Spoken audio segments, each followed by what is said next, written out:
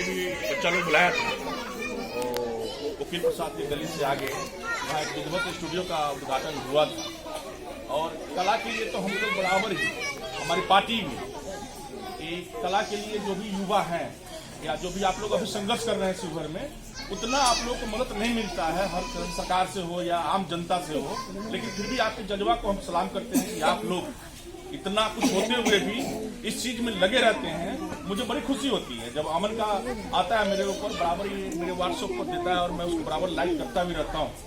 और हम चाहते हैं कि मेरा शिवहर जिला से भी युवा कलाकार वो बिहार स्तर नहीं पूरे हिंदुस्तान स्तर पर जाए और उसमें हमसे जो बन सके हम बराबर करने के लिए तैयार रहते हैं कि शिवहर जिला का भी नाम रोशन हो कला के क्षेत्र में। ऐसे हर क्षेत्र में तो नाम रोशन है ही, मैं चाहता हूं कि शिवहर जिला कला के क्षेत्र में भी पूरे हिंदुस्तान में अपना झंडा गाड़े। बिहार की मैं बात नहीं करता, आज पवन सिंह है या खेसारी लाल यादव है, वो भी कोई रातों रात नहीं बन गए, उन्होंने बहुत संघर्ष किया है।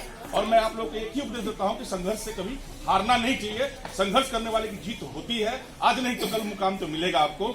जय हिंद, जय भारत, जय शिवहर।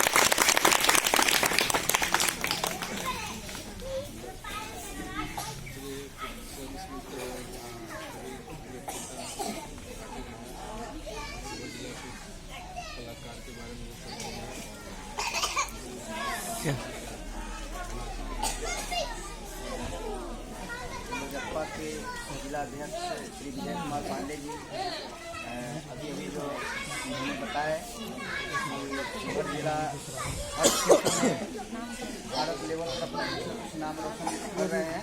कला के क्षेत्र भी थोड़ा सा पिछड़ी स्थिति में है और इसमें आज ये लोग न कुछ मिलते हुए भी काफ़ी हद तक हम कर रहे हैं और उस हर हिसाब से हम लोग की कुछ बनाई इन लोगों के साथ है। काफ़ी ये लोग स्ट्रगल करें, मेहनत करें और जहाँ इनकी आवश्यकता पड़ती है हम सभी कदम से कदम मिलाकर इनके साथ हैं और मेहनत तो करना ही पड़ता है। जो लगन से करें तो कामयाबी तो मिलेगी। कहा गया कि बहरों की जड़ से नौका पार नहीं होती, कोशिश करने वालों की कभी हार नहीं होती। के साथ मैं अपने बारे में साल अमन के लिए काफ़ी जो है नक्की साबित हो, यही हम सभी का कामना है।